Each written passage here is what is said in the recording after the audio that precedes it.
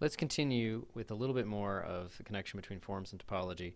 I don't want to. We're not prepared to go into a lot of generality here. It's kind of would be begging for a much more sophisticated treatment, but I want to cherry pick a result based on the previous example that we can do pretty easily, and it connects with what we were doing with Poincare lemma nicely. So the picture here is that, well, for example, when we were talking about this in terms of vector fields and just low dimensions, we had the vortex vector field on R2 swirling around like this, and then we had a three-dimensional version of that in R3. We can think of this as kind of lying above it, and we can just take this dot where the vortex in R2 is not defined and extend it upwards into a line, and then create, let me use some color, create a vortex in every plane around that. So here's a swirl going around, oops, that's actually in front, in one plane, and then maybe in another plane up here, here's a similar swirl going around in the same way. And so we discovered that the qualitative stuff that was true here, that this was an irrotational vector field that was not a gradient, is the same, it's true here. Well, we can do the same thing in general with forms now. And so what we're going to have is we're going to have R, let's say n plus k, and then I'm going to think of that as mapping down to, and I'll draw it as so R2 flat like this again, mapping down to Rn. So there's k extra dimensions in here that aren't present in here, but all those k extra dimensions get mapped to the origin here. And that's what this is doing. This projection map just maps x1 through xn plus k. It leaves the first n coordinates alone and just kills the other coordinates.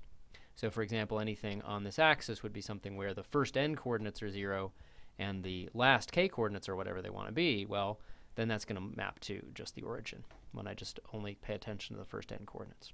So on this space, we have alpha. I could call it alpha sub n or something, but I'm going to try to avoid too many subscripts. We have our form alpha, that's the analog of the vortex vector field, that's something that's closed but not exact, on Rn minus the origin. Then I'm going to pull that back by this projection map, and that's going to pull back to, it's not Rn plus k, because if I have to avoid the origin here, then I have to avoid this set with the first ones being 0. And I say that more clearly here. So it's this set M. So you want to think about this example where I take a whole axis, or maybe it's going to be a whole plane. In general, it's going to be a whole n-dimensional subspace out of, actually no, k-dimensional, a whole k-dimensional subspace out of Rn plus k. Okay, so what's going to happen when we look at beta, which is defined to be pi star alpha? Well, remember when we did this, we have to be a little careful about naming coordinates, or it helps to be a little careful about naming coordinates to do the pullback. Let's call the coordinates here x1, x2, etc. And let's call them here y1, y2, etc., all the way up to yn plus k. And that's just so that when we do the pullback, we have a way to kind of name things and keep straight what's what. Okay. Let's see. I hope that came through because my computer's doing something weird. Okay, so let's find beta explicitly. Well, the key thing is how does the map pi relate the functions x and y? And that's very simple.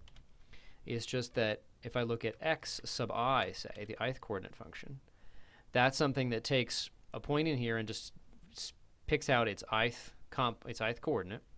And then I take that and I apply it to the pi of something.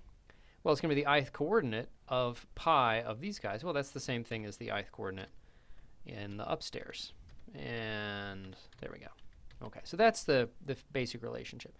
And that's only going to make sense, of course, if I is one of the numbers from 1 up to n. But that's all we ever are going to need. Okay, so that's the basic relationship. Let me put in an if. Okay, that looks better. Okay, so another way to say that is, in the terms of the pi star language, is that the pullback of the function, the ith coordinate function on the downstairs space, the target, is the corresponding coordinate function on the upstairs. Okay, so that's great. So now we can use what we know about alpha in these two cases to produce beta. So in the first case, alpha was equal to x1 dx2 minus x2 dx1 all over x1 squared plus x2 squared. I'm not going to call it r squared because I want to be really unambiguous about what that is. Okay, so beta is pi star alpha. Oops, pi star alpha. Well, all that does is it takes every time I see an x1, I turn it into a y1. And that's very similar to what we were doing with vector fields. Basically, you're just writing down the exact same formula. And I'm trying to make the distinction clear by using these different letters. But a lot of people would just go ahead and use the same letters, even though they're kind of different. They're living in different spaces. And so I'm just going to copy this and change the letters. But that's not really significant. It's just reminding us that these guys are coordinate functions on this bigger space, and I'm not availing myself of the one extra dimension. So if in this case I have one extra dimension, beta is in a form in R3. So this is a one form in R3. It just happens to not use the coordinate y3. And it doesn't use it here, so that this is not the distance to the origin, it's the distance squared to the third axis, the y3 axis, which is definitely what we want for a vortex vector, or a vortex, an analog of the vortex vector field that circulates around this axis. And then it's just exactly the same formula. So it's the kind of thing we were doing in the Poincare lemma. Just take the same formula and just treat it as being in a different space. Okay, so it's just a good another good example of that, really. In the second case, if I start out with 3 dimensions and then I add 2 more, well, what was alpha here? It was equal to it worked well with the cyclic variable trick because it's in R3. Okay, plus, and then I'm just going to add copies of that. And let's see, so this is going to be 2, 3, 1, and 3, 1, 2. And then this is x1 squared plus x2 squared plus x3 squared. And then, of course, beta is just almost exactly the same thing. It's just going to be the same thing with the x's changed to y's. And again, that's not a real meaningful difference. It's just reminding us that we're in a new space where we have y1 through y5 as the coordinates. It's a 5-dimensional space. But if we write down essentially the exact same formula,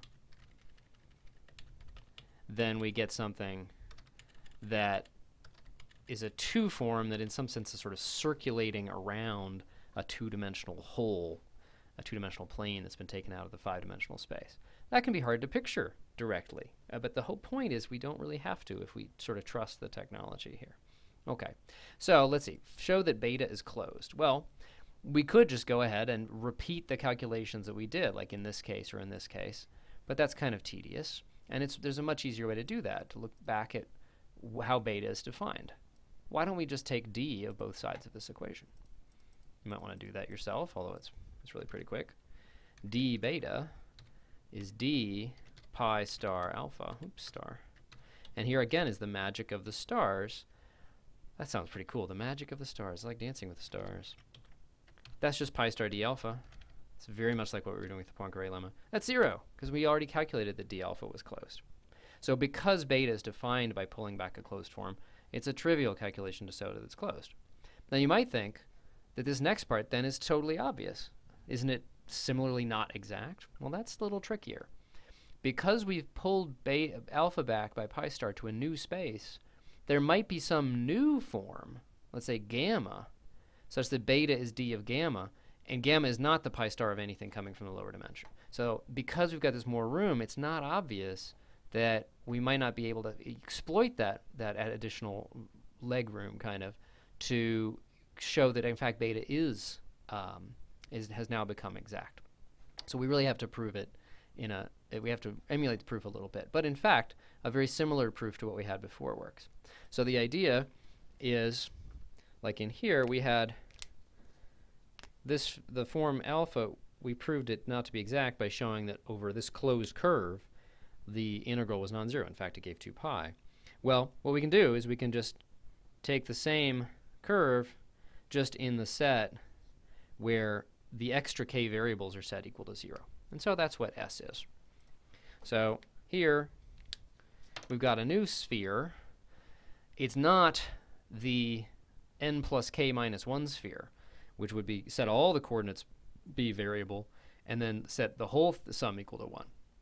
It says let's take the n-dimensional plane where the last few coordinates are 0. That again might be familiar from the Poincare lemma stuff. It's extremely similar. And then look at the sphere sitting in there. It's just an n minus 1 dimensional sphere sitting in this big space. So it's like a circle sitting in a plane sitting in 3-dimensional space.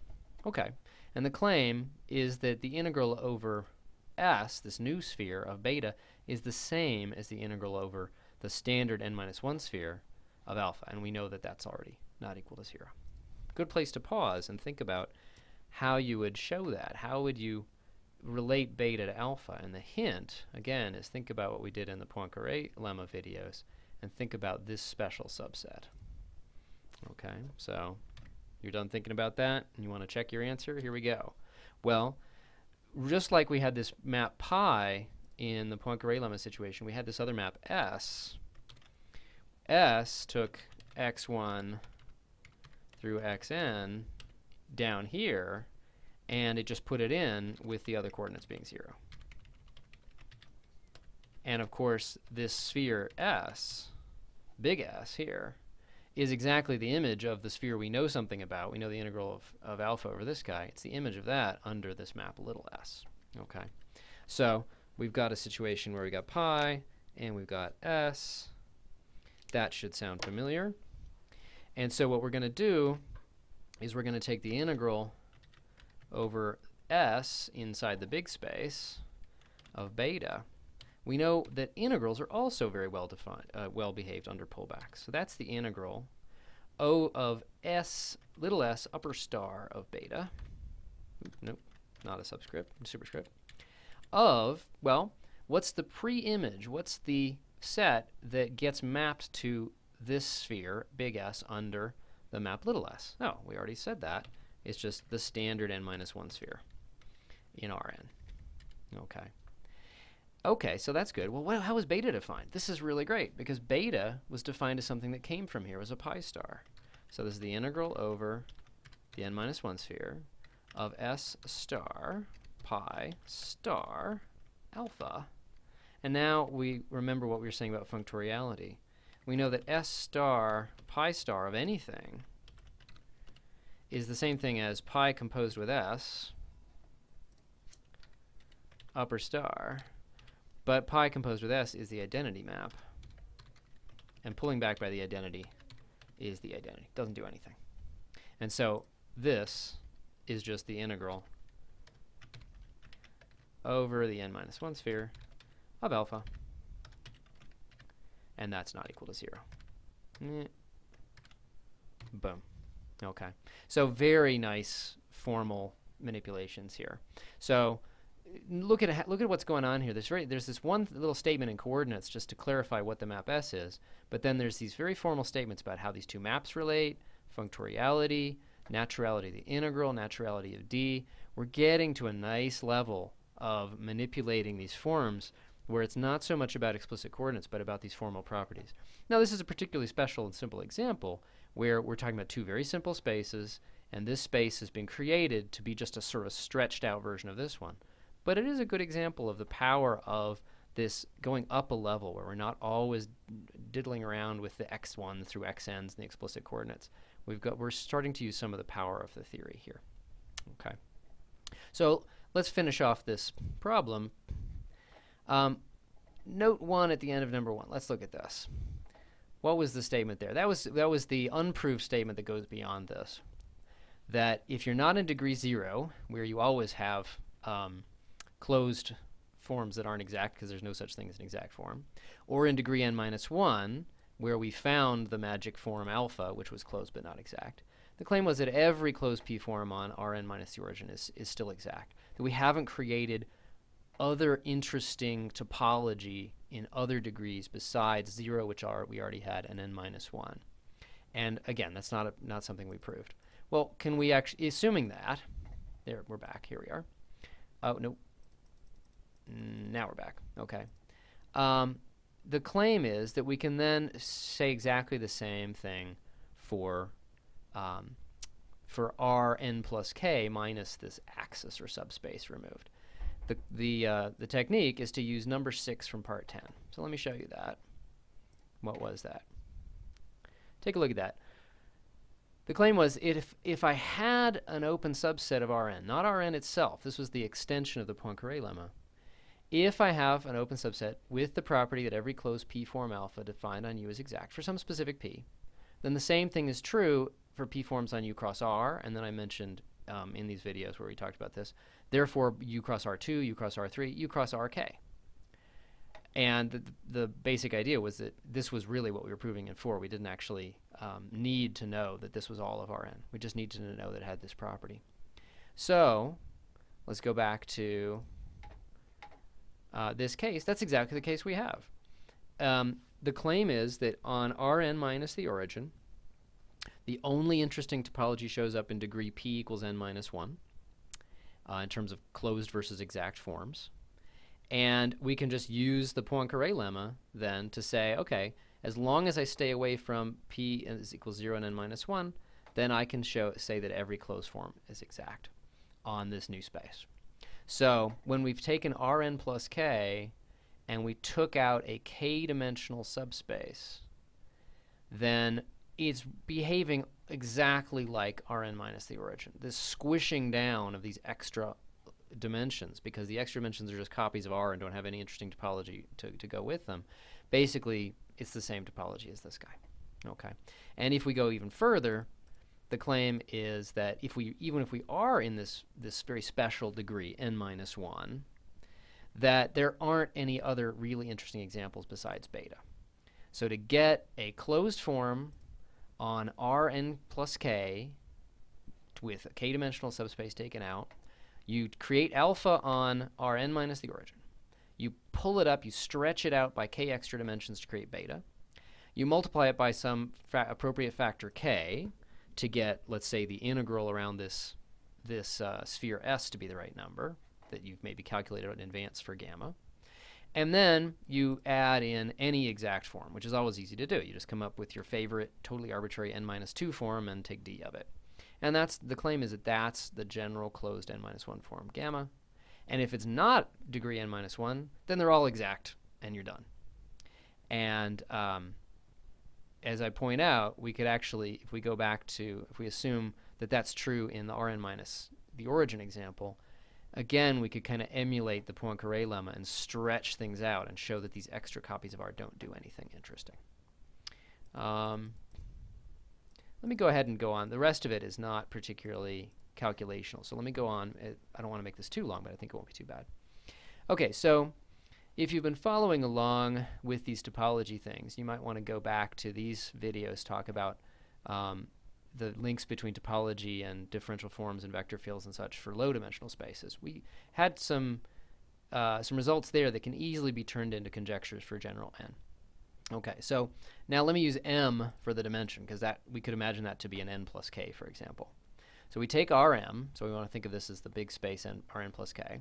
We take q objects and take them out. So q parallel j-dimensional linear spaces, and the parallel isn't super important. So here, the j here, I wanted to be more general here and not commit to the letter k. But here, that would be the k, and m would be n plus k. So we take not just one axis out, or maybe 3 or 7 or 12 axes out. Okay. Then let's see if we can figure out what the statement should be. Every closed p-form gamma with p not equal to 0 or, well, what was the key dimension here? It was n plus k, the big space, subtract k to get down to here, and then subtract 1 more to get to the key dimension where things are interesting. So that's going to be m, whoops, let's say m minus j minus 1. So that's going to match. That's going to be the magic dimension where something could, the magic degree where something could interesting could happen, is exact. And every closed form of that interesting degree is of the form. So just like we had in the topology worksheets, we're probably going to need to create a beta vector field or a beta form that's sort of circulating around each copy. If we take a bunch of things out, you know, I can actually use my pen here. So I'm taking out maybe like 4 different parallel lines here, and I create something that circulates, if you want to think vector field style, some sort of form that's singular along those axes. And I'm going to take a sum, a linear combination of those guys, and then add a delta. So the delta is any exact form, and n is going to be the form here is going to be the m minus j, and k is going to be the extra dimension, and that's just going to be j.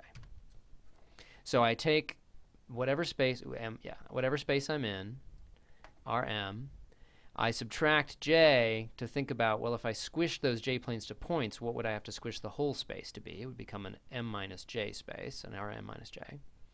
And then I stretch that back to put the j in, and then that's how I get the gammas. So the beta i's would be created out of alphas on Rm minus j, but then pulling back by a map that added j more dimensions. Okay. So what other things can we try to generalize, or at least guess? Theorem 3 from the Topology 2 worksheet, a number of videos ago now. This was the theorem that said that in a 2-connected space, then any closed 2 form is exact. And then the original model of this guy says that irrotational vector fields in a simply connected region are conservative. In terms of forms, that says that closed 1 forms in a 1-connected space are exact. Then we can try to generalize that. Okay. So the claim would be that if M is